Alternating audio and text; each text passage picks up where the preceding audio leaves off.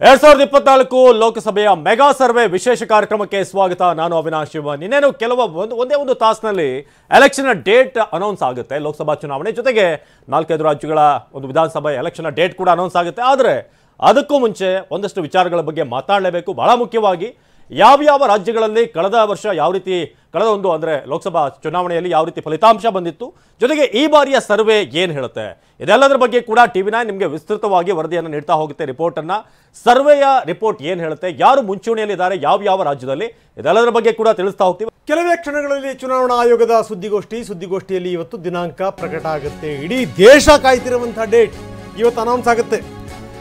ಹೇಗಿದೆ ಈ ಬಾರಿ ಲೋಕಸಭೆಯ ಹವಾ, ಚುನಾವಣೆಯ ಹವಾ ಯಾವ ರೀತಿ ಇದೆ, ಎಷ್ಟು ಹಂತಗಳಲ್ಲಿ ಚುನಾವಣೆ ಆಗುತ್ತೆ, ಯಾವಾಗ ಫಲಿತಾಂಶ ಸಿಗುತ್ತೆ, ಇನ್ನು ಇದಕ್ಕೆ ಸಂಬಂಧಪಟ್ಟಂಗೆ ನಾವು ಸರ್ವೆಯನ್ನು ಕೊಡ್ತೀವಿ. TV9 ಮಾಡಿರುವಂತಹ ಸರ್ವೆ ಇದು. ಪ್ರಧಾನಿ ಮೋದಿ 400+ ಗುರಿ ಮುಟ್ತಾರಾ ಅನ್ನುವಂಥದ್ದು ಪ್ರಶ್ನೆ. ಯಾಕಂದರೆ ಮಾತೆತ್ತಿದ್ರೆ ಇಸ್ ಬಾರ್ 400 ಪಾರ್ ಅನ್ನುವಂಥ ಮಾತಿದೆ. ಆದರೆ ವಿಪಕ್ಷಗಳು ಸುಮ್ಮನೆ ಕೂತಿರ್ತಾವ.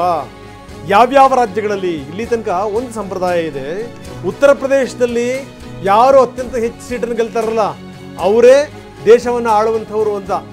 ಈ ಬಾರಿ ಹಾಗಾದರೆ 80 ಸೀಟ್ಗಳಲ್ಲಿ ಎಷ್ಟು ಸೀಟ್ಗಳನ್ನು ಗೆಲ್ಲುತ್ತೆ ಉತ್ತರ ಪ್ರದೇಶದಲ್ಲಿ BJP? NDA ಎಷ್ಟು ಸೀಟ್ಗಳನ್ನು ಇಲ್ಲಿ ಗೆಲ್ಲುತ್ತೆ? ಈ ಮೆಗಾ ಸರ್ವೆ ಎಲ್ಲ ಡೀಟೇಲ್ಸನ್ನು ಕೊಡ್ತಿದ್ದೀವಿ. ಪೀಪಲ್ಸ್ ಇನ್ಸೈಟ್, ಪೋಲ್ ಸ್ಟ್ರಾಟ್ ವಿವರಗಳನ್ನು ನಿಮ್ಮ ಎದುರುಗಡೆ ನಾವು ಇಡ್ತಾ ಇದ್ದೀವಿ. ಇನ್ನೇನೇನು ಸ್ವಲ್ಪ ಹೊತ್ತಿಗೆ ದಿನಾಂಕ ಕೂಡ ಘೋಷಣೆ ಆಗುತ್ತೆ, ಚುನಾವಣಾ ದಿನಾಂಕ. ಇದಕ್ಕಿಂತ ಮೊದಲು ನಾವು ನಮ್ಮ ಸರ್ವೆಯನ್ನು ನಿಮಗೆ ತೋರಿಸ್ತಾ ಹೋಗ್ತೀವಿ. TV9 people's insight poll strat survey.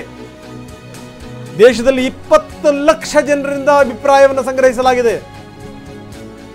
IVR ಅಂದರೆ ಫೋನ್ ಮುಖಾಂತರ ಅಭಿಪ್ರಾಯ ಸಂಗ್ರಹ ಮಾಡಲಾಗಿದೆ. 543 ಲೋಕಸಭಾ ಕ್ಷೇತ್ರಗಳಲ್ಲೂ ಕೂಡ ಮೆಗಾ ಸರ್ವೆ ನಡೆಸಲಾಗಿದೆ. 4323 ವಿಧಾನಸಭಾ ಕ್ಷೇತ್ರಗಳ ಮತದಾರರ ವಿವರಗಳನ್ನು ಕಲೆ ಹಾಕಲಾಗಿದೆ. ಫೆಬ್ರವರಿ 15ರಿಂದ ಮಾರ್ಚ್ 15ರವರೆಗೆ ನಡೆದಿರುವಂತಹ mega survey. TV9 people insight poll strat survey. 20 lakh ಜನರಿಂದ ಅಭಿಪ್ರಾಯ ಸಂಗ್ರಹ.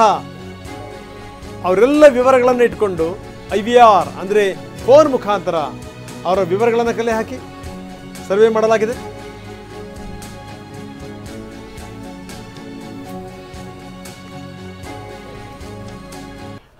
ಇನ್ನು ಉತ್ತರ ಪ್ರದೇಶದ ವಿವರಗಳನ್ನು ನಾವು ನೋಡಲೇಬೇಕು. ಉತ್ತರ ಪ್ರದೇಶದಲ್ಲಿ ಯಾರು ಅತ್ಯಂತ ಹೆಚ್ಚು ಸೀಟ್ಗಳನ್ನು ಗೆಲ್ತಾರೆ ಅವರೇ ಅಧಿಕಾರದ ಚುಕ್ಕಾಣಿ ಹಿಡಿತಾರೆ ಅನ್ನುವಂಥದ್ದು ಗೊತ್ತಿರುವಂಥ ಸಂಗತಿ.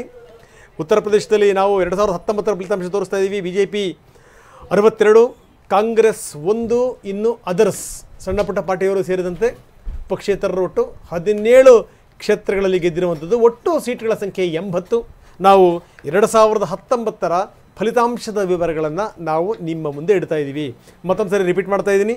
80 ಸೀಟ್ಗಳಲ್ಲಿ ಕಳೆದ ಬಾರಿ ಗೆದ್ದಿದ್ದು BJP 62, ಕಾಂಗ್ರೆಸ್ 1, ಇನ್ನು ಇತರೆ 17 ಕ್ಷೇತ್ರಗಳಲ್ಲಿ. 2014ರಲ್ಲಿ ಬಲಾಬಲ ಹೇಗಿದೆ? ನಾವು ಈಗಾಗಲೇ 2019ರಲ್ಲಿ ನೋಡಿದ್ವಿ. ಒಂದು ದೊಡ್ಡ ಮಾರ್ಜಿನ್ ಅಲ್ಲಿ 62 ಕ್ಷೇತ್ರ ಅಂದ್ರೆ ತಮಾಷೆ ಅಲ್ಲ. ಈ ಬಾರಿ ಉತ್ತರ ಪ್ರದೇಶದಲ್ಲಿ ಯಾರಿಗೆ ಎಷ್ಟು ಸ್ಥಾನ? ಸಮೀಕ್ಷೆ ವೇಳೆ UP ಮತದಾರರು ಏನ್ ಹೇಳಿದ್ರು? ಈಗ ಈ ಟ್ರೆಂಡ್ ಏನಿದೆ ಈಗಿನ ಕ್ಷಣದಲ್ಲಿ, ಇನ್ನೂ ಕೂಡ ಅನೌನ್ಸ್ಮೆಂಟ್ ಆಗಿಲ್ಲ, ಚುನಾವಣೆ ಡೇಟ್ ಇನ್ನೂ ಅನೌನ್ಸ್ ಆಗಿಲ್ಲ. UPಯಲ್ಲಿ BJPಗೆ ಬಹುಮತ ಬರುತ್ತಾ? ಸಮೀಕ್ಷೆ ಪ್ರಕಾರ BJP 73 ಸ್ಥಾನವನ್ನ ಗೆಲ್ಲುವಂತ ಸಾಧ್ಯತೆ ಇದೆ. ಕಳೆದ ಬಾರಿ 62, ಈ ಬಾರಿ 73. ಇಂಡಿಯಾ ಮೈತ್ರಿಕೂಟಕ್ಕೆ 7 ಸ್ಥಾನಗಳು ಲಭಿಸಬಹುದು ಅಂತ ಸಮೀಕ್ಷೆ ಹೇಳುತ್ತೆ. ಸೊ ಈ ಬಾರಿಯ ಉತ್ತರ ಪ್ರದೇಶದಲ್ಲಿ ಜನ ಏನ್ ಹೇಳ್ತಾರೆ ಅಂತ ನಮ್ಮ ಸಮೀಕ್ಷೆಯ ಪ್ರಕಾರ, ಸಮೀಕ್ಷೆ ವೇಳೆ ಉತ್ತರ ಪ್ರದೇಶದ ಮತದಾರರು ಹೇಳಿದ್ದೇನು ಅಂತ ಹೇಳಿದ್ರೆ, 2019ರಲ್ಲಿ 62 ಕ್ಷೇತ್ರಗಳನ್ನ ಗೆದ್ದಿದ್ದಂತ BJP ಈ ಬಾರಿ 71 ಅಂದ್ರೆ +9, 9ಕ್ಕೂ ಹೆಚ್ಚು. ಸೊ ನಾವೀಗ ನೋಡ್ತಾ ಇದ್ದೀವಿ ಈಗಿನ ನಂಬರ್ಗಳನ್ನು. ಸೊ 73 NDA, ಸೊ BJP ನೇತೃತ್ವದ NDA 73 ಕ್ಷೇತ್ರಗಳಲ್ಲಿ ಗೆಲ್ಲುತ್ತೆ ಅಂತ. ಇನ್ನು INDIA ಮೈತ್ರಿಕೂಟ 7 ಕ್ಷೇತ್ರಗಳಲ್ಲಿ, ಇನ್ನು ಸಣ್ಣ ಪುಟ್ಟ ಪಾರ್ಟಿಯವ್ರನ್ನು ಸೇರಿಸ್ಕೊಂಡಂಗೆ ಒಟ್ಟು INDIA ಮೈತ್ರಿಕೂಟ 7 ಕ್ಷೇತ್ರಗಳಲ್ಲಿ ಗೆಲ್ಲುತ್ತೆ. NDA 73. ಅವಿನಾಶ್ ಹೇಳ್ತಾ ಇದ್ರು 62ರಿಂದ 73 ಸಾಮಾನ್ಯ ಸಂಗತಿಯಲ್ಲ, 9 ಸೀಟ್ಗಳು ಜಾಸ್ತಿ ಆಗ್ತವೆ. ಅದಕ್ಕೆ ಕಾರಣ ಏನಿರಬಹುದು ನಂತರ ನಾವು ವಿಶ್ಲೇಷಣೆ ಮಾಡ್ತೀವಿ. ಯಾಕಂದರೆ ನಮ್ಮ ಸ್ಟುಡಿಯೋದಲ್ಲಿ ತಜ್ಞರು ಕೂಡ ಇದ್ದಾರೆ, ಅವ್ರ ಜೊತೆಗೆ ಚರ್ಚೆ ಮಾಡ್ತೀವಿ. 80 ಸೀಟ್ಗಳಲ್ಲಿ ಮಧ್ಯದಿಂದನೂ ಕೂಡ ಒಂದು ಸಂಪ್ರದಾಯ ಇದೆ. ಯಾರು ಅತ್ಯಂತ ಹೆಚ್ಚಿನ ಸಂಖ್ಯೆಯಲ್ಲಿ ಸೀಟನ್ನು ಗೆಲ್ತಾರೆ ಅವರೇ ಅಧಿಕಾರಕ್ಕೆ ಬರ್ತಾರೆ ಅಂತ. ಅಂದರೆ BJPಯ ಬಲವರ್ಧನೆ ಆಗಿದೆ. 2019ರಲ್ಲಿ 62, ಈ ಬಾರಿ NDA 73 ಕ್ಷೇತ್ರಗಳಲ್ಲಿ ಗೆಲ್ಲುತ್ತೆ. ನೋಡಿ, ಬಹಳ ಗಮನಿಸಬೇಕಾದಂಥ ಸಂಗತಿ. ಇನ್ನು INDA ಮೈತ್ರಿಕೂಟ 7, ಒಟ್ಟು 80 ಕ್ಷೇತ್ರಗಳು.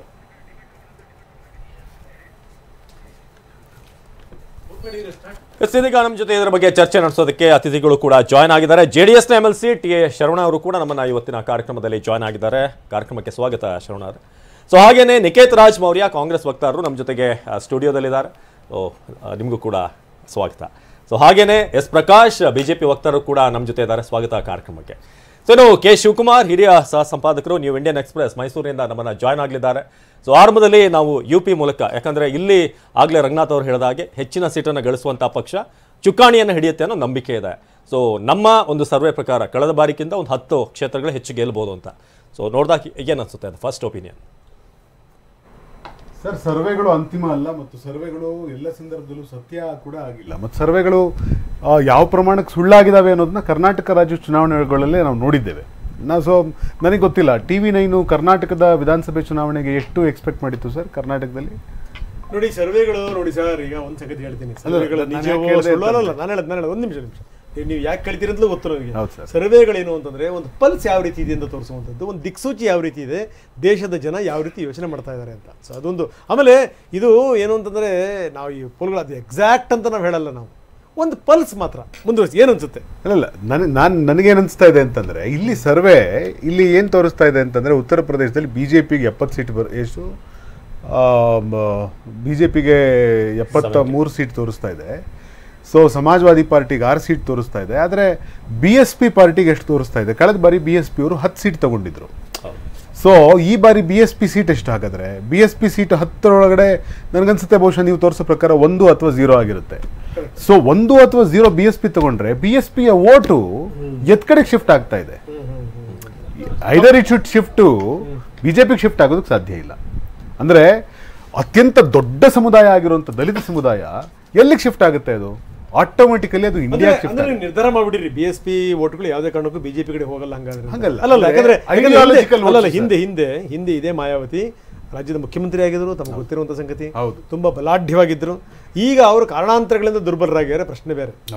ಸೊ ಎಷ್ಟು ಸಂತ ಇರ್ತಾರೆ ಸರ್, ಎಷ್ಟು ಸಹ ಅಂತ ಹೇಳಿಬಿಟ್ಟು ಮತದಾರರು ಅವ್ರನ್ನೇ ನೆಚ್ಕೊಂಡಿರ್ತಾರೆ. ಅವ್ರ ಜೊತೆನೇ ಇರ್ತಾರೆ ಅಂತ ಹೇಳಿಲ್ಲ, ಬಟ್ ಅಲ್ಲಿಲ್ಲ ಅಂದ ಮಾತ್ರಕ್ಕೆ ಅವ್ರು BJP ಕಡೆಗೆ ಶಿಫ್ಟ್ ಆಗಲ್ಲ ಅಂತ ನಾನು ಹೇಳ್ತಾ ಇರೋದು. ಅವ್ರು ಅಲ್ಲಿಲ್ಲ ಅಂದ್ರೆ ಅದರ್ಸ್ 0 ನೀವು ತೋರಿಸೋದಾದ್ರೆ they may shift towards India team ಅಂತ. ಒಂದು ನಿಮಿಷ ಇದ್ರ ಬಗ್ಗೆ ಪ್ರಕಾಶ್, ಇದ್ರ ಬಗ್ಗೆ 70 ಸೀಟ್ ಗೆಲ್ತೀವಿ ಅಂದ್ರೇನೆ ಶಿಫ್ಟ್ ಆಗಿದೆ ಅಂತಾನೆ ಅರ್ಥ.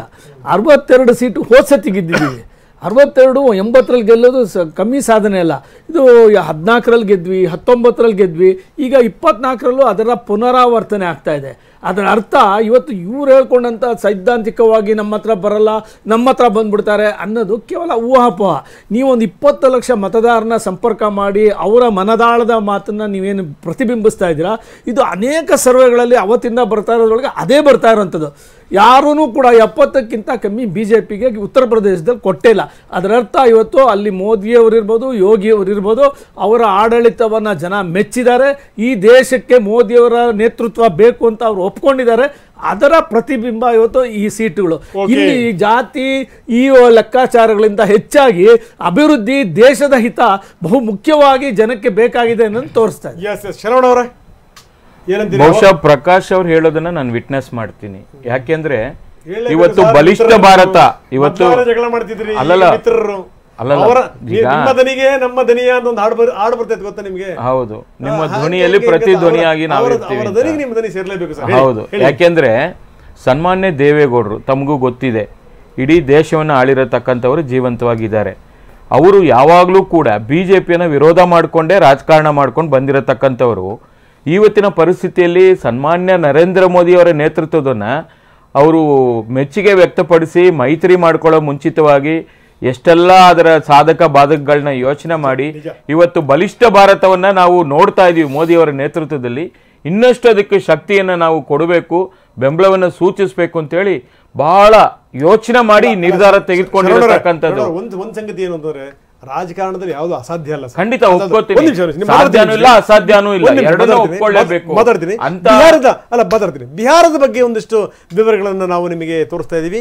ಬಿಹಾರದ ಸ್ಥಿತಿಗತಿಗಳು ಏನೇನು 2019ರಲ್ಲಿ ಎಷ್ಟಿತ್ತು ಬಲಾಬಲ, ಈಗೆಷ್ಟು 2019ರ ಬಲಾಬಲ ತೋರಿಸ್ತಾ ಇದ್ದೀವಿ. ನೋಡಿ, 40 ಸೀಟ್ಗಳಿರುವಂಥ ಬಿಹಾರದಲ್ಲಿ NDA ಕಳೆದ ಬಾರಿ 39 ಸೀಟ್ಗಳನ್ನು ಗೆದ್ದಿತ್ತು. UPA 1, ಕಾಂಗ್ರೆಸ್ ನೇತೃತ್ವದ UPA 1 ಕ್ಷೇತ್ರದಲ್ಲಿ ಗೆದ್ದಿತ್ತು. NDA 39 ಕ್ಷೇತ್ರಗಳಲ್ಲಿ. ಅದಾದಮೇಲೆ ಬಿಹಾರದಲ್ಲಿ ಸಾಕಷ್ಟು ಮಳೆಯಾಗಿದೆ, ಬಿಹಾರದಲ್ಲಿ ಸಾಕಷ್ಟು ನೀರು ಹರಿದಿದೆ, ಜೊತೆಗೆ ಒಂದು ರಾಜಕೀಯ ಬದಲಾವಣೆಗಳು ಕೂಡ ತುಂಬ ಆಗಿದೆ. ಪದೇ ಪದೇ ನಿತೀಶ್ ಕುಮಾರ್ ಒಂದು ಲೆಕ್ಕದಲ್ಲಿ ಏನಂದರೆ ಜಂಪಿಂಗ್ ಮಾಸ್ಟರ್ನ ಸಾಬೀತು ಮಾಡಿಬಿಟ್ರು. ಇಲ್ಲಿಂದ ಅಲ್ಲಿಗೆ, ಅಲ್ಲಿಂದ ಇಲ್ಲಿಗೆ ಹಾರಿ ಈಗ ಮತ್ತೆ ಅವ್ರು ಎಲ್ಲೆಲ್ಲೋ ಸುತ್ತಾಡ್ಕೊಂಡು ಮತ್ತೆ ಅವ್ರು ವಾಪಸ್ಸು ಈಗ ಮತ್ತೆ BJP ತೆಕ್ಕೆಗೆ ಸರಿದಿದ್ದಾರೆ, ಅಂದರೆ NDA ತೆಕ್ಕೆಗೆ ಸರಿದಿದ್ದಾರೆ. ನಾವು ಈಗಿನ ಸಮೀಕ್ಷೆ ಅಂದರೆ 2024ರ ಸಮೀಕ್ಷೆ ವಿವರಗಳನ್ನು ನಾವು ತೋರಿಸ್ತಾ ಇದ್ದೀವಿ. ಏನಾಗಬಹುದು ಅಂತ. NDA 38 ಕ್ಷೇತ್ರಗಳಲ್ಲಿ ಗೆಲ್ಲುತ್ತೆ ಅಂತ ತುಂಬ ವ್ಯತ್ಯಾಸ ಇಲ್ಲ. ನೋಡಿ, INDA ಮೈತ್ರಿಕೂಟ 1ರಿಂದ 2ಕ್ಕೆ ಏರುತ್ತೆ. ಅಂದರೆ ಈ ಬಾರಿನೂ ಕೂಡ NDA ಪ್ರಬಲವಾಗಿ ಮೇಲುಗೈಯನ್ನು ಸಾಧಿಸ್ತಾ ಇದೆ. ಕಳೆದ ಬಾರಿ 39, ಈ ಬಾರಿ 38, 1 ಕಡಿಮೆ ಆಗುತ್ತೆ, -1. INDA ಮೈತ್ರಿಕೂಟ ಕಳೆದ ಬಾರಿ 1 ಇತ್ತು, ಈಗ +1, ಈಗ 2 ಆಗುತ್ತೆ. ಸೊ ಉತ್ತರ ಪ್ರದೇಶದ ನೋಡಿದ್ವಿ. ಅದಾದ್ಮೇಲೆ ಈಗ ಬಿಹಾರದ ಸ್ಥಾನಮಾನಗಳು 2019ರಲ್ಲಿ 39, ಕೇವಲ 1 ಮಾತ್ರ UPAಗೆ. ಆದರೆ ಈಗ ಬದಲಾದಂಥ ಹೆಸರಲ್ಲಿ INDA ಬದಲಾದರೂ ಕೂಡ ಈಗ 2, 1 ಕಳೆದ ಬಾರಿಗಿಂತ 1 ಜಾಸ್ತಿ ಅನ್ನೋ ರೀತಿಯಾಗಿ ಅಲ್ಲಿನ ಜನ TV9ನ ಸಮೀಕ್ಷೆಯ ಪ್ರಕಾರ ಹೇಳಿದ್ದಾರೆ. ಇನ್ನು NDA 38, ಕಳೆದ ಬಾರಿ 39 ಸ್ಥಾನಗಳನ್ನು NDA ಮೈತ್ರಿಕೂಟ ಬಿಹಾರದಲ್ಲಿ ಗೆದ್ದಿತ್ತು. ಆದರೆ ಈಗಾಗಲೇ ರಂಗನಾಥ್ ಅವರು ತಿಳಿಸ್ತಾ ಹಾಗೇನೆ ಪರಿಸ್ಥಿತಿಗಳು ಬದಲಾಗಿದೆ. ಒಂದಷ್ಟು ಮಂದಿ ಪಕ್ಷ ಬಿಟ್ಟು ಮತ್ತೆ ಬೇರೆ ಬೇರೆ ಕಡೆ ಶಿಫ್ಟ್ ಆಗಿದ್ದಾರೆ. ಇದೆಷ್ಟು ಮಟ್ಟಿಗೆ ಪ್ಲಸ್ ಆಗುತ್ತೆ ಅಂತ, ಇನ್ನೊಂದ್ರ ಜೊತೆಗೆ ಕೆಲವೊಂದು ಸ್ಟೇಟ್ಮೆಂಟ್ಗಳು, ನಾಯಕರುಗಳು ಕೊಡುವಂಥ ಸ್ಟೇಟ್ಮೆಂಟ್ಗಳು ಎಷ್ಟು ಮುಖ್ಯ ಆಗುತ್ತೆ ಅಂತ ಹೇಳಿ. ನಿಖಿತ್ ಮೌರ್ಯ ಅವರೇ, ನಾನು ಸ್ಟೇಟ್ಮೆಂಟ್ ಬಗ್ಗೆ ಮಾತನಾಡ್ತಾ ಇದ್ದೆ. ಈ ಪರಿವಾರ ಅನ್ನೋದು ಬಂದಿತ್ತು. ಸೊ ಪರಿವಾರ ಅಂದಮೇಲೆ ಎಲ್ಲ ಎಕ್ಸ್ ಖಾತೆಗಳು ಕೂಡ ಬದಲಾದವು, ನಾವು ಕೂಡ ಮೋದಿ ಕಾ ಪರಿವಾರ ಅಂತ.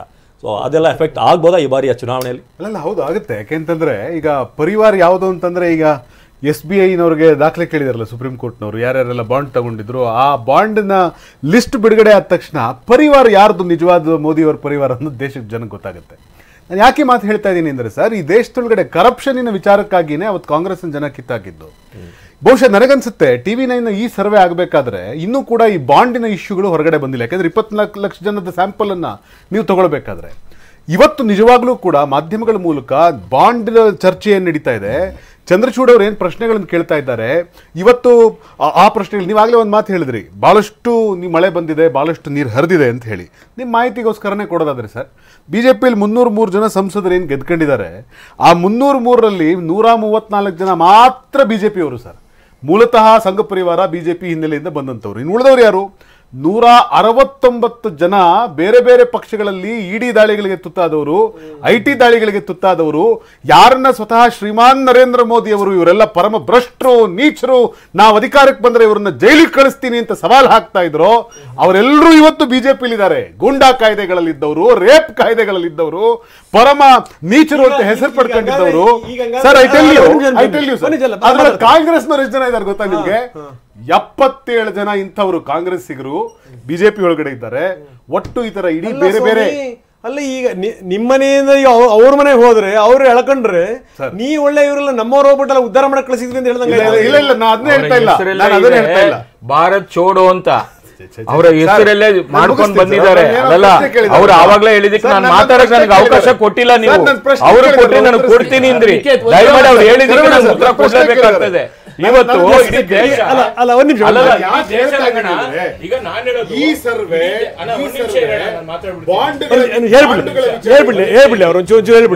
ಹೇಳಿದಕ್ಕೆ ಆವಾಗ್ಲೇ ಏನ್ ಹೇಳಿದ್ರು, ಎಲ್ಲ ಗೂಂಡಾಗಳನ್ನ, ರೇಪಿಸ್ಟ್ಗಳನ್ನ, UD ದಾಳಿಗೆ ತುರ್ತಾಗಿರತಕ್ಕಂಥವ್ರನ್ನ ಕರೆದುಕೊಂಡು ಇವತ್ತು ರಾಜಭಾರ್ಯ ಮಾಡ್ತಾ ಇದ್ದಾರೆ ಅಂತ ಹೇಳಿದ್ರು.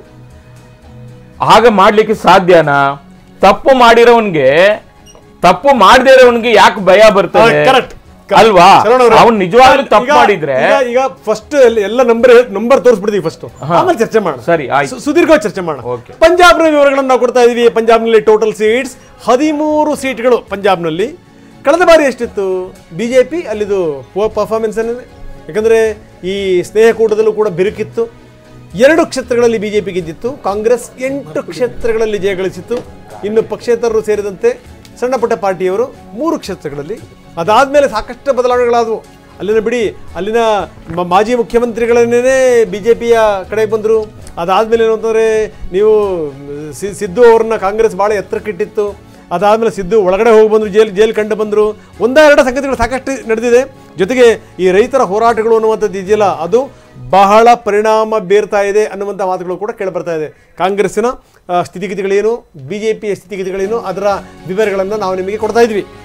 ಪಂಜಾಬ್ನಲ್ಲಿ ಆಮ್ ಆದ್ಮಿ ಪಾರ್ಟಿ ಕಿಂಗ್ ಅಂತ ಇದೆ ಸಮೀಕ್ಷೆ ಪ್ರಕಾರ. ಆಪ್ 11 ಕಡೆ ಗೆಲ್ಲುವಂಥ ಸಾಧ್ಯತೆ ಇದೆ.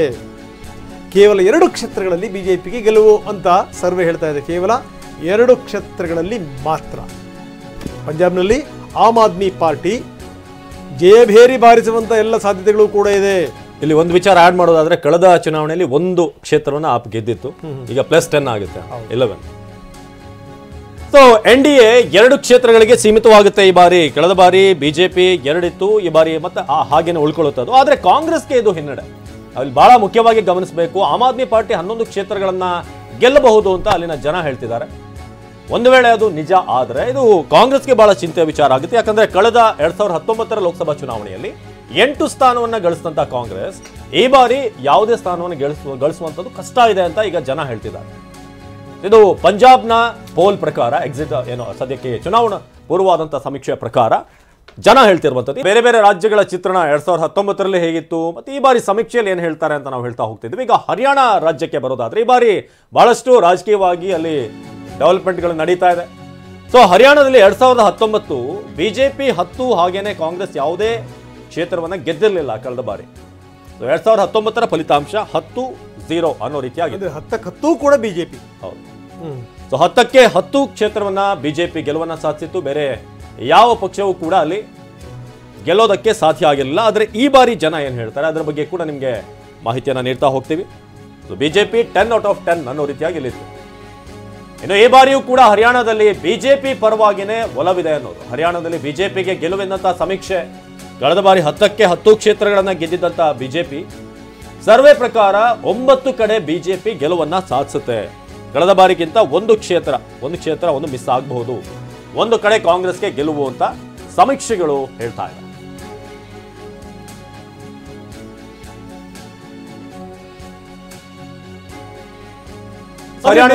ಮೇಲ್ನೋಟಕ್ಕೆ ತುಂಬಾ ಸ್ಪಷ್ಟವಾಗಿ BJPಯ ಗಾಳಿ ಬೀಸ್ತಾ ಇದೆ ಅಂತ. ಯಾಕಂದ್ರೆ ಉತ್ತರ ಭಾರತದ ರಾಜ್ಯಗಳಲ್ಲಿ ಅತ್ಯಂತ ಸಹಜವಾಗೇ ಇದೆ. ಅದರಲ್ಲೂ ಏನು ಅಂತಂದ್ರೆ ರಾಮ ಮಂದಿರದ ಪ್ರಾಣ ಪ್ರತಿಷ್ಠಾಪನೆ ಇದೆಲ್ಲ ಆದ್ಮೇಲಿಂದ ಸಾಕಷ್ಟು ಡೆವಲಪ್ಮೆಂಟ್ಗಳು ಅಲ್ಲಾಗಿದೆ. ಸೊ ಅದು ಕೂಡ ಗಮನಿಸಬೇಕಾದಂಥ ಸಂಗತಿ. ಒಂದು ಲೆಕ್ಕದಲ್ಲಿ ಏನಂತಂದ್ರೆ BJPಯ ಹವಾ ಅಲ್ಲಿದೆ ಅಂತ. ಹರಿಯಾಣದ ವಿವರಗಳನ್ನು ನಾವು ತೋರಿಸ್ತಾ ಇದ್ವಿ. ಒಟ್ಟು ಸೀಟ್ಗಳ ಸಂಖ್ಯೆ 10. ಈ ಬಾರಿ NDA 9 ಕಡೆ ಗೆಲ್ಲುತ್ತೆ. ಕಳೆದ ಬಾರಿ 10ಕ್ಕೆ 10 ಕಡೆ ಗೆದ್ದಿತ್ತು, ಈ ಬಾರಿ 9 ಕಡೆಗೆ. ಇನ್ನು INDIA ಮೈತ್ರಿಕೂಟ, ಇಂಡಿ ಮೈತ್ರಿಕೂಟ, ಅದು 1 ಕ್ಷೇತ್ರದಲ್ಲಿ ಗೆಲ್ಲಬಹುದು ಅನ್ನುವಂಥದ್ದು. ಸೊ ಏನಂತೀರಿ ಸರ್? ನೋಡ್ತಾ ಇದೀವಿ ಹರಿಯಾಣದ್ದು ಸ್ಥಿತಿಗತಿಗಳೇನು ಬದಲಾಗ್ತಾ ಇಲ್ಲ. ಅಂದರೆ 10ರಿಂದ 9 ಗಳಿತಾ ಇದೆ BJP. ನೀವು 1 ಕಡೆ ನೀವು ಗೆಲ್ಲಬಹುದು ಅಂತ.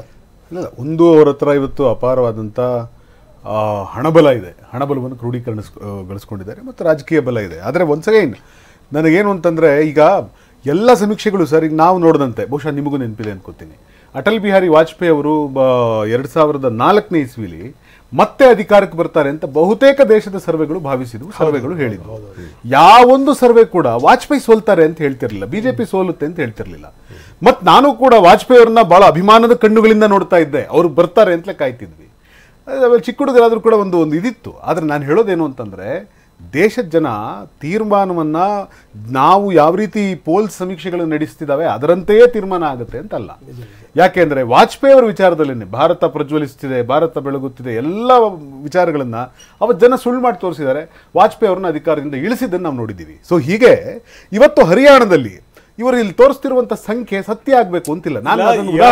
ನೋಡಿ, ಈಗ ನಿಮ್ಮ ಮನೋಭಾವನೆ ಅರ್ಥ ಆಗುತ್ತೆ ನಮಗೆ. ಏನು ಅಂತಂದ್ರೆ, ICUನಲ್ಲಿ ಪೇಷಂಟ್ ಇರ್ತಾರೆ, ಡಾಕ್ಟರ್ ಹೇಳ್ತಾರೆ ನೋಡಿ ಇನ್ನೇನು ಇಲ್ಲ, ದೇವ್ರ ಮೇಲೆ ಭಾರ ಹಾಕಿ ಅಂತ ಹೇಳಿ ಅಂತ. ಆದ್ರೆ ನನಗೆ ಎಲ್ಲೋ ಒಂದು ನಂಬಿಕೆ ಇರುತ್ತೆ ಗೊತ್ತಾ, ಇಲ್ಲ ಖಂಡಿತವಾಗ್ಲೂ ಒಳಗಡೆ ಎದ್ದು ಬರ್ತಾನೆ ಬೇಕು, ಆ ವಿಶ್ವಾಸ ಬೇಕು, ಆ ವಿಶ್ವಾಸ ನಂಬಿಕೆ ಇರಬೇಕು ಸರ್. ಅಲ್ಲ ನಿಖೇತ್, ನಾನು ಅಪ್ರಿಷಿಯೇಟ್ ಯುವರ್ ಇದು ಏನಂದ್ರೆ ನಿಮ್ಮ ಪಾಸಿಟಿವಿಟಿ ಇದೆಯಲ್ಲ ನಿಮ್ದು, ಅದನ್ನ ನಾನು ಅಪ್ರಿಷಿಯೇಟ್ ಮಾಡ್ತೀನಿ. ನಾನು ಉತ್ತರಾಖಂಡ ವಿವರಗಳೇನು ನಾವು ತೋರಿಸ್ತಾ ಇದೀವಿ. ಟೋಟಲ್ 5 ಸೀಟ್ಗಳು NDA ಈ ಬಾರಿ 5ಕ್ಕೆ 5 ಸೀಟ್ಗಳನ್ನು 19ರಲ್ಲಿ ಗೆದ್ದಿತ್ತು. ಉತ್ತರಾಖಂಡ್ನ ಈ ಬಾರಿದು ಮತ್ತು ಅದೇ ರೀತಿಯ ಸ್ಥಿತಿಗತಿಗಳು ಮುಂದುವರಿತವೆ ಅನ್ನುವಂಥದ್ದು ಆಗುತ್ತಾ ಅಥವಾ ಏನಾದರೂ ಹೆಚ್ಚು ಕಡಿಮೆ ಆಗುತ್ತಾ? ಕಳೆದ ಬಾರಿ 2019ರಲ್ಲಿ 5ಕ್ಕೆ 5 ಕ್ಷೇತ್ರಗಳು NDA ಗೆದ್ದಿತ್ತು.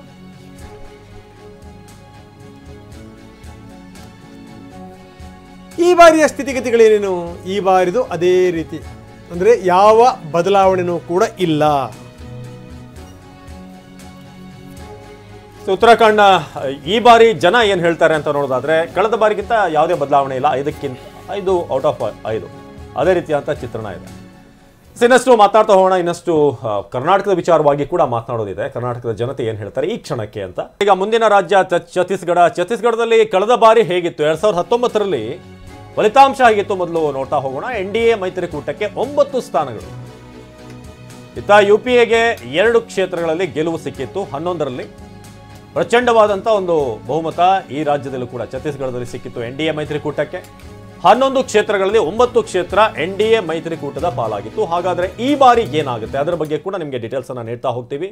ಛತ್ತೀಸ್ಗಢದ ಜನತೆ TV9ನ ಸಮೀಕ್ಷೆಯಲ್ಲಿ ಯಾರ ಪರವಾಗಿ ಒಲವನ್ನ ತೋರಿಸ್ತಿದ್ದಾರೆ ಅಂತ. ಈ ಬಾರಿ ಛತ್ತೀಸ್ಗಢದ ಎಲ್ಲಾ ಸೀಟ್ಗಳು ಕೂಡ ಬಿಜೆಪಿಗೆ ಹೋಗುತ್ತೆ ಅಂತ ಚುನಾವಣೋತ್ತರ ಸಮೀಕ್ಷೆ ಭವಿಷ್ಯವನ್ನ ಹೇಳ್ತಾ ಇದೆ. ಬಿಜೆಪಿ ಗೆಲುವಿನ ಬಗ್ಗೆ ಛತ್ತೀಸ್ಗಢದ 11ಕ್ಕೆ 11 ಕೂಡ ಬಿಜೆಪಿ ಕ್ಲೀನ್ ಸ್ವೀಪ್ ಮಾಡುತ್ತೆ ಅಂತ. NDA ಮೈತ್ರಿಕೂಟ ಇಂಡಿಯಾ ಮೈತ್ರಿಕೂಟ ಈ ಬಾರಿ 1 ಸ್ಥಾನವನ್ನು ಕೂಡ ಗೆಲ್ಲೋದಕ್ಕೆ ಸಾಧ್ಯ ಆಗಲ್ಲ ಅಂತ 11 out of 11. So NDA clean sweep ಮಾಡುತ್ತೆ ಅಂತ ಈಗ ಸಮೀಕ್ಷೆ ಹೇಳ್ತಾ ಇದೆ. ಸೊ ಕಳೆದ ಬಾರಿ ಇದ್ದಂಥದ್ದು 9 ಮತ್ತೆ 2 ಸೇರ್ಪಡೆ ಆಗುತ್ತೆ, 2 ಕ್ಷೇತ್ರಗಳನ್ನು ಗೆಲ್ಲುತ್ತೆ ಅಂತ. ಬಹಳ ಮುಖ್ಯವಾದಂಥ ವಿಚಾರ ಅಂತಂದ್ರೆ 11 ಕ್ಷೇತ್ರದ ಅಭ್ಯರ್ಥಿಗಳನ್ನು ಈಗಾಗಲೇ ಬಿಜೆಪಿ ಅನೌನ್ಸ್ ಮಾಡಿದೆ. ಇಲ್ಲಿ 6 ಕ್ಷೇತ್ರದ ಅಭ್ಯರ್ಥಿಯನ್ನ ಕಾಂಗ್ರೆಸ್ ಅನೌನ್ಸ್ ಮಾಡಿದೆ. ಅಂದ್ರೆ ಕಾನ್ಫಿಡೆಂಟ್ ಆಗಿದೆ ಅಂತ ಬಿಜೆಪಿ ಹೈಕಮಾಂಡ್ ಇಲ್ಲಿ ಆಲ್ರೆಡಿ ಅನೌನ್ಸ್ಮೆಂಟ್ ಮಾಡಿರೋದ್ರಿಂದ ಯಾವುದೇ ಕಾಂಪ್ಲಿಕೇಶನ್ ಇಲ್ಲ ಅಂತ. ನಾವು ವಾಪಸ್ ನಮ್ಮ ಸರ್ವೆ ವಿಚಾರಕ್ಕೆ ಬರೋದಾದ್ರೆ ಈಗಾಗಲೇ ಛತ್ತೀಸ್ಗಢದ 11 ಸ್ಥಾನವನ್ನು ಕೂಡ ಗೆಲ್ಲಬಹುದು ಅನ್ನೋ ಸಮೀಕ್ಷೆ ಈಗ ಭವಿಷ್ಯ ಮತದಾರರಿಂದ ಬಂದಿದೆ. ಇನ್ನು ರಾಜಸ್ಥಾನದ ವಿಚಾರಕ್ಕೆ ಹೋಗೋದಾದ್ರೆ ರಾಜಸ್ಥಾನ 2019ರಲ್ಲಿ ಎಷ್ಟು ಕ್ಷೇತ್ರಗಳನ್ನ ಅಲ್ಲಿ ಗೆದ್ದಿತ್ತು ಬಿಜೆಪಿ, ಅದರ ಬಗ್ಗೆ ಕೂಡ ನಿಮಗೆ ಡೀಟೇಲ್ಸ್ ಅನ್ನ ನೀಡ್ತಾ ಹೋಗ್ತೀವಿ. ಅದ್ರ ಜೊತೆಗೆ ನೀವೀಗ ಕಲಬುರಗಿ ಕಾರ್ಯಕ್ರಮದವನ್ನು ಕೂಡ ನೋಡ್ತಾ ಇದ್ದೀರಾ. ಸೊ ಈಗ ರಾಜಸ್ಥಾನ 2019ರಲ್ಲಿ ಅಲ್ಲಿರುವಂಥ ಒಟ್ಟು ಲೋಕಸಭಾ ಕ್ಷೇತ್ರಗಳು 25, ಬಿಜೆಪಿ 24 ಕ್ಷೇತ್ರಗಳಲ್ಲಿ ಗೆದ್ದಿತ್ತು. ಅಂದ್ರೆ ಅಲ್ಲೂ ಕೂಡ almost a clean sweep. Congress ಅಲ್ಲಿ ಖಾತೆಯನ್ನೇ ತೆರೆಯೋಕೆ ಸಾಧ್ಯ ಆಗಲಿಲ್ಲ. 1 ಸ್ಥಾನವನ್ನು ಇತರರು ಗೆದ್ದಿದ್ರು. ಕಳೆದ ಬಾರಿಯ ಚಿತ್ರಣವನ್ನು ನಿಮಗೆ ತೋರಿಸ್ತಾ ಇದ್ದೀವಿ. ರಾಜಸ್ಥಾನ 2019ರಲ್ಲಿ 24 ಬಿಜೆಪಿ, 1 ಇತರರಿಗೆ ಅಂತ. ಸೊ ಹಾಗಾದ್ರೆ 2024ರ ಒಂದು ಸಮೀಕ್ಷೆ ಏನು ಹೇಳುತ್ತೆ ಅಂತ ಹೇಳಿದ್ರೆ 23 ಬಿಜೆಪಿ. ಇಲ್ಲಿ ಕಾಂಗ್ರೆಸ್ಗೆ ಒಂದು ಸಣ್ಣ ಮಟ್ಟದ ಆಶಾದಾಯಕ ವಿಚಾರ ಅಂತ ಅಂದ್ರೆ 2 ಕ್ಷೇತ್ರಗಳನ್ನ ಗೆಲ್ಲಬಹುದು ಅಂತ ಮತದಾರರು ಹೇಳ್ತಾರೆ.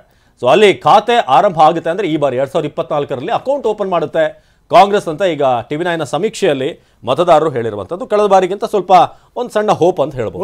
ಒಂದಿತ್ತು 2 ಆಗ್ತಾ ಇದೆ ಅಂತ. ಹೌದು, ಸರ್ಕಾರ ಇದ್ದು ಒಂದಿತ್ತು, ಸರ್ಕಾರ ಇಲ್ಲದೆ 2 ಆಗ್ತಿದೀವಿ. ಇನ್ನು ಮುಂದಿನ ರಾಜ್ಯ ಮಧ್ಯಪ್ರದೇಶದಲ್ಲಿ 2019ರಲ್ಲಿ ಬಿಜೆಪಿ 28, ಇಲ್ಲೂ ಕೂಡ ಒಂದು ಪ್ರಚಂಡವಾದಂಥ ಗೆಲುವನ್ನು ಸಾಧಿಸಿತ್ತು. 28 ಕ್ಷೇತ್ರ. ಕಾಂಗ್ರೆಸ್ 1 ಕ್ಷೇತ್ರವನ್ನ ಗೆದ್ದಿತ್ತು 2019ರಲ್ಲಿ. ಹಾಗಾದ್ರೆ 2024 ಈಗ TV9ನ ಸಮೀಕ್ಷೆ ಪ್ರಕಾರ ಒಪಿನಿಯನ್ ಪಾಲ್ನಲ್ಲಿ ಎಲ್ಲಾ ಕ್ಷೇತ್ರಗಳನ್ನ 29 ಕ್ಷೇತ್ರಗಳನ್ನ ಬಿಜೆಪಿ ಗೆಲುವನ್ನ ಸಾಧಿಸುತ್ತೆ ಅಂತ ಸಮೀಕ್ಷೆಯಲ್ಲಿ ಮತದಾರರು ಹೇಳ್ತಿದ್ದಾರೆ. ಸೊ ಕಳೆದ ಬಾರಿ 28, ಈ ಬಾರಿ ಇಲ್ಲ. ಕಾಂಗ್ರೆಸ್ ಈ ಬಾರಿ ಕಳೆದ ಬಾರಿ ಗೆದ್ದಿರುವಂಥದ್ದನ್ನು ಕೂಡ ಕಳ್ಕೊಳ್ಳುತ್ತೆ. ಈ ಬಾರಿ ಎಲ್ಲಾ 29 ಬಿಜೆಪಿಯ ತೆಕ್ಕೆಗೆ ಹೋಗುತ್ತೆ ಅಂತ ಸಮೀಕ್ಷೆ ಹೇಳ್ತಾ ಇದೆ. ಇನ್ನು ಬಹಳ ಮುಖ್ಯವಾದಂಥ ರಾಜ್ಯ ಅಂತಂದ್ರೆ ಪ್ರಧಾನಿ ಅವರ ತವರು ರಾಜ್ಯ ಗುಜರಾತ್ನಲ್ಲಿ 2019 ಇಲ್ಲಿ 26 ಲೋಕಸಭಾ ಕ್ಷೇತ್ರಗಳನ್ನ 26ಕ್ಕೆ 26 ಕೂಡ ಗೆಲುವನ್ನು ಕ್ಲೀನ್ ಸ್ವೀಪ್ ಅನ್ನು ಮಾಡಿತ್ತು ಗುಜರಾತ್ನಲ್ಲಿ ಬಿಜೆಪಿ. ಕಳೆದ 2019ರ ಚುನಾವಣೆಯಲ್ಲಿ ಕಾಂಗ್ರೆಸ್ ಖಾತೆಯನ್ನು ತೆರೆಯೋಕೆ ಸಾಧ್ಯ ಆಗಲಿಲ್ಲ. ಇತರ ಯಾವ ಪಕ್ಷಗಳು ಕೂಡ ಯಾವುದೇ ಕ್ಷೇತ್ರವನ್ನು ಗೆಲ್ಲಿಲ್ಲ. ಹಾಗಾದ್ರೆ 2024 TV9ನ ಸಮೀಕ್ಷೆಯಲ್ಲಿ ಒಪಿನಿಯನ್ ಪಾಲ್ ಪ್ರಕಾರ ಯಾರಿಗೆ ಎಷ್ಟು ಸೀಟ್ಗಳು ಅಂತ ನೋಡೋದಾದ್ರೆ ಯಾವುದೇ ಬದಲಾವಣೆ ಇಲ್ಲ. ಗುಜರಾತ್ನಲ್ಲಿ ಆಸ್ ಇಟ್ ಈಸ್ ಏನು 2019ರಲ್ಲಿ ಚಿತ್ರಣ ಆಯಿತು ಅದೇ ಮತ್ತೆ ರಿಪೀಟ್ ಆಗುತ್ತೆ ಅಂತ ಮತದಾರರು ಹೇಳ್ತಿದ್ದಾರೆ. ಗುಜರಾತ್ನ ಫಲಿತಾಂಶ ಕೂಡ ಬಹಳ ಮುಖ್ಯ ಆಗುತ್ತೆ, ಯಾಕಂದ್ರೆ ಒಂದು ಮಾರಲ್ ಬೂಸ್ಟ್ ಅನ್ನು ಕೊಡುತ್ತೆ ಸ್ವತಃ ಪಕ್ಷಕ್ಕೆ, ಪ್ರಧಾನಿಗೂ ಕೂಡ. ಪ್ರಧಾನಿ ಮತ್ತು ಅಮಿತ್ ಶಾ ಅವರು ಸೇರಿದ್ದಾರೆ ಅಲ್ಲಿ ಜಂಟಿ. ಹೌದು, 2019ರಲ್ಲಿ ನಾವು ರಾಜಸ್ಥಾನ, ಛತ್ತೀಸ್ಗಢ ಅಲ್ಲಿ ನಾವು ಸೋತಿದ್ವಿ ವಿಧಾನಸಭೆಯಲ್ಲಿ, ಆವಾಗಲೂ ಜಯಗಳಿಸಿದ್ವಿ. ಈ ಸತಿ ನಾವೇ ಗೆದ್ದಿದ್ದೀವಿ ಎಲ್ಲ ವಿಧಾನಸಭೆ ಕ್ಷೇತ್ರಗಳಲ್ಲಿ. ಅದರಿಂದ ಏನು ನೀವು ಸಮೀಕ್ಷೆ ಮಾಡಿದ್ದೀರಾ ಅದು it is reflecting the true reality of the ground reality. ಮತ್ತು ಗುಜರಾತಲ್ಲಿ ನಾನು ಇತ್ತೀಚೆಗೆ ಹೋಗಿ ಬಂದೆ, ಅಲ್ಲಿ ಇವತ್ತು ಇಷ್ಟು ಬದಲಾವಣೆ ಆಗಿದೆ ರಾಮ ಮಂದಿರದ ಉದ್ಘಾಟನೆ ಆದಮೇಲೆ. ಅಂದರೆ ಪ್ರಾಯಶಃ ಯಾಕೆ ಅರ್ಜುನ್ ಮೋದ್ವಾಡಿಯಾ ಅಂತ ಭಾಳ ಹಿರಿಯ ನಾಯಕರು ಕಾಂಗ್ರೆಸ್ ಅವರು, ಅವರಲ್ಲಿ ಪಾರ್ಟಿ ಕಟ್ಟಿದವರು, ಅವರುಗಳೆಲ್ಲ ಬಿಟ್ಬಿಟ್ಟು BJP ಯಾಕೆ ಸೇರ್ತಾ ಇದ್ದಾರೆ ಅಂದರೆ ಪ್ರಾಯಶಃ ಅಲ್ಲಿ ಒನ್ ಸೈಡೆಡ್ ಆಗ್ಬಿಟ್ಟಿದೆ ಇವತ್ತು BJP ಒಂದೇ. ಅಲ್ಲ ಹಂಗಾಗೋದು ಒಳ್ಳೇದಾ ಪ್ರಕಾಶ್? ಪ್ರಜಾಪ್ರಭುತ್ವದಲ್ಲಿ ನಾನು ನನ್ನ ಪಾರ್ಟಿಗೋಸ್ಕರ ಆಗ್ತಾ ಇದ್ದೇನೆ ಹೂ ಅನ್ಬೋದು, ಆದ್ರೆ ಪ್ರಜಾಪ್ರಭುತ್ವ ಪ್ರಬಲವಾದ ವಿರೋಧ ಪಕ್ಷವೂ ಬೇಕು, ನಮ್ಮನ್ನು ಟೀಕೆ ಮಾಡೋರು ಇರಬೇಕು, ಅದರೊಳಗೆ ಅನುಮಾನ ಇಲ್ಲ. ಕಳೆದ 2 ಪಾರ್ಲಿಮೆಂಟ್ ಚುನಾವಣೆಯಲ್ಲಿ ನರೇಂದ್ರ ಮೋದಿಯವರು ಪ್ರಧಾನಮಂತ್ರಿ ಆಗಿರತಕ್ಕಂಥ ಈ ಸಂದರ್ಭದಲ್ಲಿ ಪ್ರಬಲ ವಿರೋಧ ಪಕ್ಷ ಕಾಂಗ್ರೆಸ್ 543 × 10%, ಅಟ್ಲೀಸ್ಟ್ 54ರಿಂದ 55 ಸೀಟ್ ಇರಬೇಕಾಯಿತು. ಅದು ಕೂಡ ಮಾಡೋಕ್ಕಾಗಿಲ್ಲ.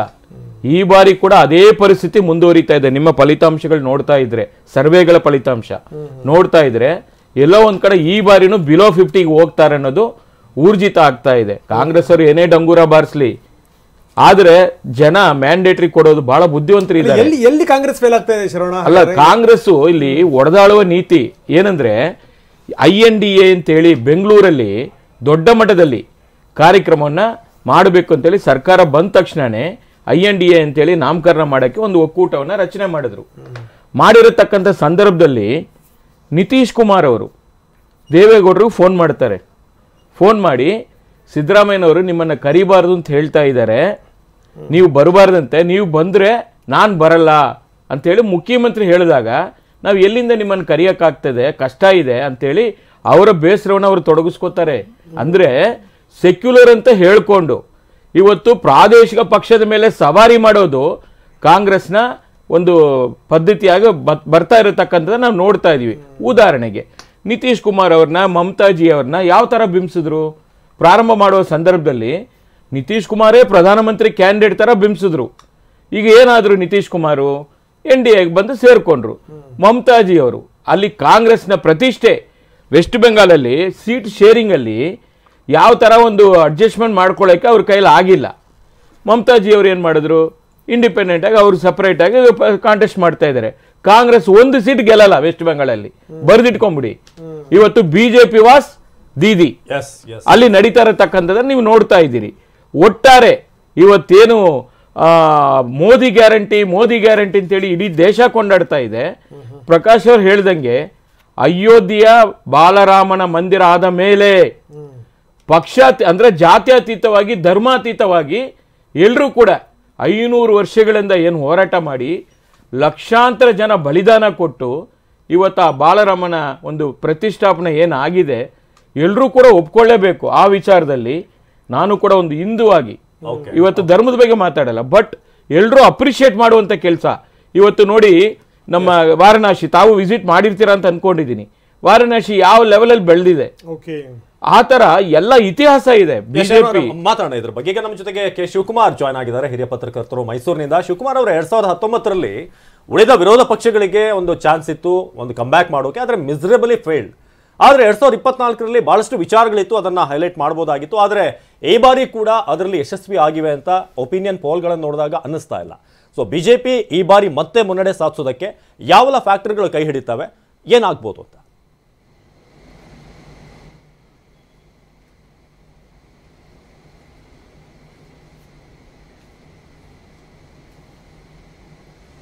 ನೋಡಿ, 2019ನಲ್ಲಿ ಈ ಥರದ ಒಂದು ಒಗ್ಗಟ್ಟನ್ನ ಅಪೋಸಿಷನ್ ಪಾರ್ಟೀಸ್ ಅವರು ಎಕ್ಸಿಬಿಟ್ ಮಾಡಿರಲಿಲ್ಲ. ಒಂದು. ಎರಡನೇದಾಗಿ ಪುಲ್ವಾಮಾ ಇನ್ಸಿಡೆಂಟ್ ಆದಾಗ ಪ್ರತಿಯೊಬ್ಬ ಭಾರತೀಯನು ಇರ್ರೆಸ್ಪೆಕ್ಟಿವ್ ಆಫ್ ರಿಲಿಜನ್ ಯಾರೇ ಆಗಿದ್ರೂ ಅವತ್ತು ದೇಶದ ಭದ್ರತೆಗೆ ವಿಚಾರದಲ್ಲಿ ಕಾಂಪ್ರಮೈಸ್ ಆಗದೆ ಆವತ್ತಿನ ಪರಿಸ್ಥಿತಿಯಲ್ಲಿ BJPಗೆ ವೋಟ್ ಹಾಕಿದ್ರು. ಆದರೆ ಇವತ್ತು ಈ 2024ರ ಚುನಾವಣೆ ಡಿಫ್ರೆಂಟ್ ಟೋನ್ನ ಸೆಟ್ ಮಾಡಿದ್ದಾರೆ ನರೇಂದ್ರ ಮೋದಿಯವರು. ಒಂದು ಕಡೆ ದೇವಸ್ಥಾನ, ರಾಮ ಮಂದಿರ, ಇನ್ನೊಂದು ಕಡೆ ಡೆವಲಪ್ಮೆಂಟ್, ಇನ್ನೊಂದು ಕಡೆ ನಾವು ಇನ್ನು 50 ವರ್ಷಗಳಿಗೆ ಏನು ರೋಡ್ ಮ್ಯಾಪ್ ಮಾಡಬೇಕು ಅನ್ನೋದ್ರ ಬಗ್ಗೆ ಇವತ್ತು ಜನಕ್ಕೆ ಹೇಳ್ಕೊಂಡು ಹೋಗ್ತಾ ಇದ್ದಾರೆ. ಅಂದರೆ ಈ ನರೇಟಿವ್ನ ಸೆಟ್ ಮಾಡೋದಕ್ಕೆ ಅವರು ನೋಡಿದ್ರು. ಇಂಡಿಯಾ ಬ್ಲ್ಯಾಕ್ ಎಲ್ಲ ಅಪೋಸಿಷನ್ ಪಾರ್ಟೀಸ್ ಎಲ್ಲ ಒಗ್ಗಟ್ಟಾಗ್ತಾ ಇದ್ದಂಗೆ ಯಾವ ಥರ ನಾವು ರಾಜಕಾರಣ ಮಾಡಬೇಕು, ಯಾವ ಥರದ ವಿಚಾರಗಳು ಜನದ ಮುಂದೆ ಎತ್ಕೊಂಡು ಹೋಗಬೇಕು ಅಂತ. ಮೊದಲನೇ ಚುನಾವಣೆಯಲ್ಲಿ ಭ್ರಷ್ಟಾಚಾರ, ಎರಡನೇ ಚುನಾವಣೆಯಲ್ಲಿ ರಾಷ್ಟ್ರದ ಭದ್ರತೆ, ಮೂರನೇ ಚುನಾವಣೆಯಲ್ಲಿ ಈಗ ನರೇಂದ್ರ ಮೋದಿ ಅವರು ಹೋಗ್ತಾ ಇರೋದು ಒಂದು ವಿಕಸಿತ ಭಾರತ, ಒಂದು ರಾಮ ಮಂದಿರ, ಈ ವಿಚಾರಗಳನ್ನ ತಗೊಂಡು ಒಂದು 5 ಟ್ರಿಲಿಯನ್ ಎಕಾನಮಿ ಅಂತ ಒಂದು ರೋಡ್ ಮ್ಯಾಪ್ ತಗೊಂಡೋಗಿದ್ದಾರೆ. ಅಂದರೆ ಅಪೋಸಿಷನ್ ಪಾರ್ಟಿಯವರು ಎಲ್ಲೋ ಒಂದು ಕಡೆ ಕಾಂಗ್ರೆಸ್ನವರು ಭಾರತ್ ಜೋಡೋ ಮಾಡಿರ್ಬೋದು, ಇಲ್ಲ ಬೇರೆ ಬೇರೆ ಕಾರಣಕ್ಕೆ ಎಲ್ಲ ವಿರೋಧ ಪಕ್ಷಗಳು ಬಂದಿದ್ರೇನು ನರೇಂದ್ರ ಮೋದಿಯವ್ರನ್ನ ಕಾರ್ನರ್ ಮಾಡೋದಕ್ಕೆ ಒಂದು ಕೌಂಟರ್ ಸ್ಟ್ರಾಟಜಿ ಅಂತ ಏನು ಒಂದು ಬ್ಲೂ ಪ್ರಿಂಟ್ ತಯಾರು ಮಾಡಬೇಕಾಗಿತ್ತು, ಅದನ್ನು ತಯಾರು ಮಾಡಲೇ ಇಲ್ಲ. ಯಾಕೆ ಅಂತಂದರೆ ಇವರು ಬಂದು ಇಂಡಿಯಾ ಬ್ಲಾಕ್ ಮಾಡ್ಕೊಂಡ್ಮೇಲೆ 3 ತಿಂಗಳುಗಳ ಕಾಲ ಇವರು ಕಾಂಗ್ರೆಸ್ನವ್ರು ಹೋಗ್ಬಿಟ್ಟು 5 ರಾಜ್ಯದ ಚುನಾವಣೆಯಲ್ಲಿ ಮಾಡಿಕೊಂಡು ಅಲ್ಲಿ ಎಲ್ಲೂ ಅವರ ಅಲಯನ್ಸ್ಗೆ ಯಾರಿಗೂ ಒಂದು ಟಿಕೆಟ್ ಕೊಡದೆ ಅವರು ಇಂಡಿಪೆಂಡೆಂಟ್ ಆಗಿ ಹೋಗಿದ್ದು ನೋಡಿ, ಇವತ್ತು ಅದು ಫ್ರಾಕ್ಷನ್ ಆಗಿ ಇವತ್ತು ಅದು ಕೊಲ್ಯಾಪ್ಸ್ ಆಗುವಂತ ಶಿವಕುಮಾರ್, ಹಂಗಾಗಿ ನಿಮ್ ಜೊತೆ ವಿಸ್ತೃತವಾಗಿ ಮಾತಾಡ್ತೀನಿ, ಹಾಗೆ ನೀವು ಸಂಪರ್ಕದಲ್ಲಿ